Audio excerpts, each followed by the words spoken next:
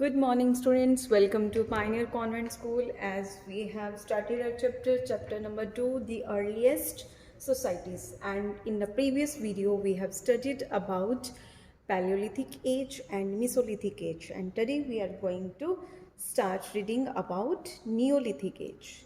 And so the Neolithic age is given in quite details, and there are some points that we are going to read, like the beginning of farming, जिसमें हम read करेंगे कि कैसे farming की शुरुआत हुई इस as में, and domestication of plants and animals, कैसे प्लांट्स और एनिमल्स की डोमेस्टिकेशन स्टार्ट हुई.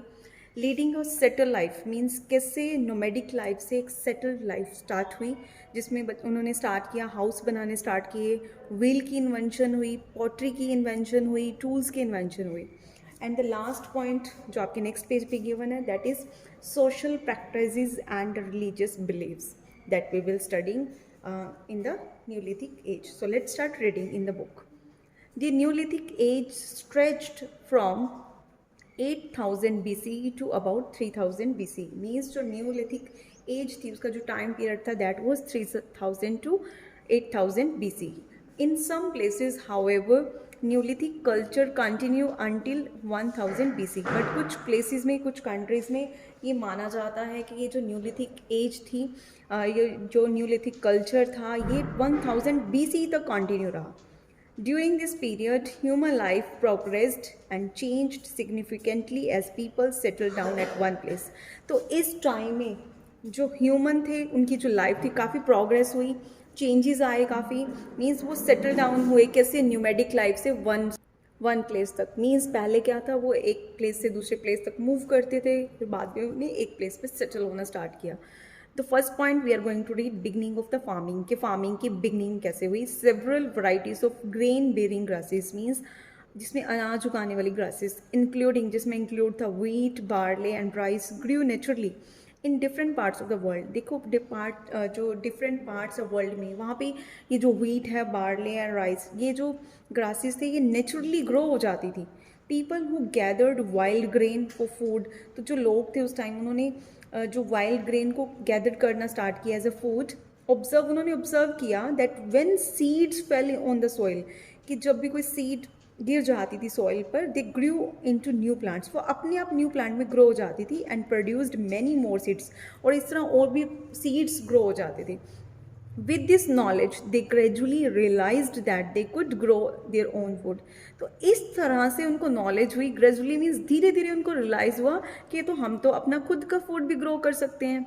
दस इस तरह they begin to cultivate cereals such as rice, wheat, barley and also pulses, legumes and vegetables and fruits. इस तरह से उन्होंने कल्टिवेट मीन्स क्रॉपिंग करना स्टार्ट किया. ठीक है, सच दीज थिंग्स, इन थिंग्स की क्रॉपिंग करना स्टार्ट कर दिया, उगाना शुरू कर दिया. These marked the beginning of what we call the neolithic age. तो यही था जो इन सब की बिगनिंग से ही पता चलता है कि इसी को न्यूलिथिक एज बोला जाता था, जिसमें इन सब की बिगनिंग हुई. People became food producer and farmer in the new stone age. तो न्यू स्टोन एज जब आया तो लोगों ने फूड प्रोड्यूसिंग करना स्टार्ट कर दिया. तो ठीक है, और neolithic period, this phase of human life, जो ये फेज था ह्यूमन लाइफ का, is also known as neolithic revolution. Means neolithic revolution क्यों कहा गया, क्योंकि इस एज में एक ऐसी क्रांति आई because of the far reaching changes and developments that took place. जो डेवलपमेंट्स हुए इस क्रांति की वजह, मतलब इस टाइम में, ठीक है, और फार रीचिंग मतलब हमें काफ़ी दूर तक ले गई, काफ़ी आगे तक ले गई ये चेंजेस. ठीक है, तो इसलिए इसको क्या बोला जाता है, न्यूलिथिक रेवोल्यूशन, की एक तरह की क्रांति आई, बहुत सारे चेंजेस आए, डेवलपमेंट्स हुई. आगे देखो, domestication of plants and animals. Second point है कि वहाँ पे नेक्स्ट न्यूलिथिक एज में डोमेस्टिकेशन स्टार्ट होगी प्लांट्स की और एनिमल्स की. Climatic changes encouraged the growth of grasslands and led to an increase in the number of herd animals such as sheep, cattle and goats. अब climate changes आए तो इससे क्या हुआ, grasslands में growth हुआ. तो उनको पता चला that led to, जिससे इनको knowledge हुई कि कैसे जो herd animals है वो number में जो increase हो रहे हैं, like sheep, cattle and goat. and gradually, और धीरे धीरे जो फिर लोग थे उन्होंने क्या किया, हु हंटेड दीज एनिमल्स, जो इन एनिमल्स को हंट करते थे, स्टार्टेड फॉलोइंग दैम, इनको फॉलो करना शुरू कर दिया, इनका पीछा करना शुरू कर दिया, एंड डिस्कवर्ड और फाइंड आउट किया देयर बिहेवियरल ट्रेड्स, ठीक है, एंड ब्रीडिंग हैबिट्स, उनका जो बिहेवियर क्या है, उनकी breeding habits means you can say उनकी जो कम्युनिटी है वो कैसे इंक्रीज हो रही है. This begin the practice of domestication of animals. इस तरह से जो एनिमल्स की डोमेस्टिकेशन का पालन पोषण स्टार्ट हो गया इस एज में. These domesticated animals provided meat, milk and dairy products and their skin could be used to make clothes. तो इस एज में जाकर उनको पता चला कि डोमेस्टिकेटेड एनिमल्स की डोमेस्टिकेशन होने से मतलब उनको क्या क्या फ़ायदे हुए.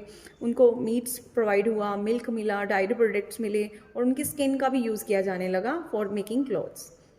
Third point, leading a settled life means कैसे सेटल्ड लाइफ स्टार्ट हुई. ठीक है, the beginning of agriculture affected human life in many ways. अब देखो एग्रीकल्चर स्टार्ट हुआ तो इससे ह्यूमन की लाइफ भी अफेक्ट हुई. Once people started cultivation means अब एक बार जब लोगों ने क्रॉपिंग करना स्टार्ट कर दिया, they settle down on one place as they had to look after the plants. अब पहले क्या था, वो एक जगह से दूसरी जगह घूमते रहते थे, मूव करते रहते थे, दे कीप चेंजिंग, ठीक है, नोमैडिक लाइफ जीते थे. बट जब उन्होंने क्रॉपिंग करना स्टार्ट किया तब उन्हें पता था कि उन्हें एक प्लेस पे रहना पड़ेगा क्योंकि उनको क्रॉप्स की देखभाल करनी है, प्लांट्स की. लुक आफ्टर का मीनिंग होता है केयर करनी है. तो हाउसेस, अब जब लाइफ सेटल होने लगी तो उनको पता चला कि उनको हाउसेस की भी नीड है, पहले हाउसेस की नीड नहीं थी. तो the house that the Neolithic people built were made of mud, straw and read. अब जब हाउस बना शुरू हुआ तो उन्होंने हाउस बनाने लगे वो. तो जो हाउस उस टाइम बनाए गए वो किससे बनते थे, मड से, स्ट्रॉ ये भी घास है, एंड रीड भी एक तरह की घास होती है, ग्रास होती है. इन सम प्लेसेस, और कुछ प्लेसेस पे दे लिव्ड इन ड्वेलिंग पिट्स. पिट्स का मीनिंग होता है मीन्स डिगिंग करके, ठीक है, वहाँ पे ड्वेलिंग होता है रहने का प्लेस. तो डिगिंग करके जगह बना लेना. फॉर एग्जाम्पल इन बुर्जा होम इन कश्मीर में people built pit house. People जो कहते क्या करते थे, पिट हाउस बनाने लगे. Which were dug into the ground, जो कि ग्राउंड में डग करके बनाए गए थे, with step leading into them, जिसमें स्टेप्स बनाए गए थे जिसके थ्रू अंदर चले जाते थे वो. आगे देखो अ ड्वेलिंग पिट, यहाँ पे एग्जाम्पल गिवन, आपकी बुक में पिक्चर गिवन है, आप यहाँ से देख सकते हो. Many families begin to live together for mutual cooperation. अब फैमिलीज मिल के रहने लगे आपस में क्योंकि इनको लगा हम एक दूसरे की हेल्प कर सकते हैं, फॉर द बेटर प्रोटेक्शन, एक दूसरे की प्रोटेक्ट कर सकते हैं एक दूसरे को, ठीक है. Such habitation sites came to be called villages. अब इन्हीं हैबिटेशन साइट्स को बाद में विलेजेस बुलाया जाने लगा. Which could be near reverse और लेक, जो कि उस टाइम रिवर्स और लेक्स के पास में. नेक्स्ट पॉइंट है इन्वेंशन ऑफ व्हील. अब जब सेटल्ड लाइफ जीने लगे तो क्या हुआ, व्हील की इन्वेंशन भी हुई. The invention of wheel was a very important achievement of neolithic people. अब ये बहुत बड़ी अचीवमेंट थी therefore of humankind के लिए भी. वहीं से स्टार्ट हुई व्हील, वहीं से आज हमारी लाइफ सेटल है. However no one knows how the idea of wheel occurred to the early humans. But ये एक्चुअली में कोई नहीं जानता कि अर्ली ह्यूमन से उन्होंने अकर्ड मीन्स कैसे, कब मिला उनको कि व्हील का आइडिया, ये व्हील कैसे क्रिएट हुआ, ठीक है. Early humans must have observed that a block was difficult to move that a cylindrical ones. तो ये जस्ट एक आइडिया लगाया जाता है कि जो अर्ली ह्यूमंस हैं उन्होंने ऑब्जर्व किया होगा, कैसे ऑब्जर्व किया होगा कि एक ब्लॉक है उसको मतलब मूव करना डिफिकल्ट है देन अ सिलेंड्रिकल वन. अब नेक्स्ट पेज पे आप देख सकते हो. Rolling log or a piece of wood possibly made them understand that this could be a great help to move things rather than drag and them over the ground. अब जैसे मान लो कोई भी थिंग्स है, जैसे ये सिलेंड्रिकल है, ये रोलिंग लॉग है, ठीक है, और एक स्क्वायर शेप में है. आपको भी पता है कि जो रोलिंग है वो जल्दी इजीली मूव हो सकता है, इसको खींचा जा सकता है. बट एक स्क्वायर वाली कोई चीज़ है उसको खींचना मुश्किल है. तो उनको धीरे धीरे नॉलेज हुई कि क्यों ना कोई चीज़ अगर ऐसी राउंड शेप में हो, जो स्क्वायर हो, इस लॉग को जल्दी खींचा मतलब जल्दी ड्रैग किया जा सकता है. The earliest evidence of the wheel goes back to around. तो इस तरह से व्हील्स की जो इन्वेंशन हुई पिक्चर्स में आप विजिबल है. तो वो कहा जाता है कि 3500 BC में in Mesopotamia in modern day Iraq, जिसको आज इराक बोला जाता है मॉडर्न टाइम में, वहाँ पे इसके एविडेंस मिले थे. The wheel made transportation and carrying people and goods very easy. तो अब जब व्हील्स की इन्वेंशन हुई तो ट्रांसपोर्टेशन ईजी हो गया, लोगों को कैरी करना, थिंग्स को कैरी करना, it was very easy. Soon animals were use to draw wheeled carts. अब देखो धीरे धीरे अभी जब कार्ट का इन्वेंशन हो गया ठीक है। तो उन्होंने व्हील का इन्वेंट किया, फिर कार्ट बने, फिर उसके साथ एनिमल्स को यूज़ करना शुरू कर दिया। तो उस टाइम में एनिमल्स क्या करते थे, जो ये कार्ट्स होते थे उनको खींचते थे, पुल करते थे। The wheels was then put to use for making pottery. तो व्हील का यूज़ बाद में पॉटरी के लिए भी किया गया। The later people made the spinning wheel to spin thread, और बाद में इसका यूज़ थ्रेड के लिए भी किया गया। So now we will study about the pottery, means कैसे जो पॉटरी का इन्वेंशन हुआ। As people begin to grow grains, लोगों ने ग्रेन्स को ग्रो करना स्टार्ट किया। They needed utensils to store their plants produce. अब जो जब ग्रेन्स उगने लगी तब उनको यूटेंसिल की, बर्तन की नीड थी, क्योंकि जो प्लांट प्रोड्यूस हो रहे थे उनको रखने के लिए। इन द बिगनिंग, तो स्टार्टिंग में people made large clay pots with the help of the potter's wheel. तो पॉटर्स की व्हील की हेल्प से उन्होंने क्ले पॉट्स बनाने स्टार्ट किए।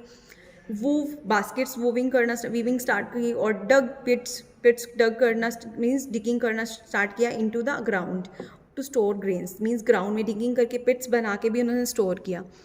न्यूलिथिक पीपल परहैप्स शायद accidentally discovered that if they baked clay in fire it become waterproof. तो ये भी कहा जाता है कि शायद एक्सीडेंटली जैसे फायर की डिस्कवर हुई थी, वैसे ही कहते जब उन्होंने क्ले को फायर में डाला, बेक किया, तो उनको पता चला कि कैसे वो वाटरप्रूफ हो जाती है बाद में। तो तो लेटर जैसे बेक्ड पॉटरी यूज़ होने लगी। Baked pottery was useful for storing liquids and cooking. तो बाद में अब जब क्योंकि वो वाटरप्रूफ हो चुकी है, तो उसमें से जो कोई भी लिक्विड अगर मतलब हमें स्टोर करना था, दैट वाज इजी, वो बाहर नहीं निकलता था। कुकिंग के लिए भी यूज़ होने लगी। Although early pottery was rather bare, but जो अर्ली पॉटरी थी उस टाइम की जो पॉटरी बनाई जाती थी, रादर बेयर मीन्स उस पर कोई डिज़ाइनिंग नहीं होती थी। Later people begin to paint their pots with different colours and patterns, but बाद में उन्होंने बहुत सारे कलर्स और पैटर्न्स बनाने शुरू कर दिए स्लोली।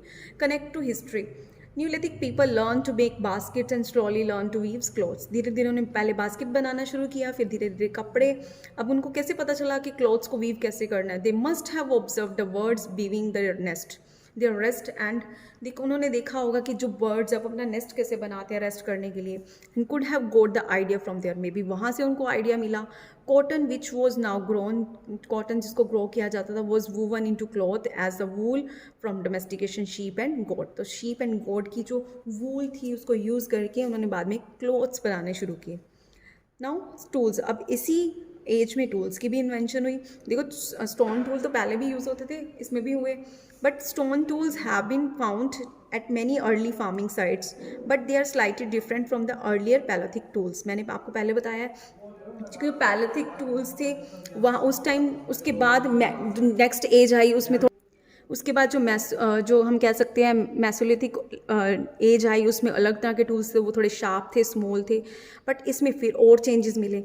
दो they were still made of stone, बने तो ये भी स्टोन्स के हुए थे। दे वर फार बेटर, बट उनसे कहीं ज़्यादा बेटर थे, शार्प थे।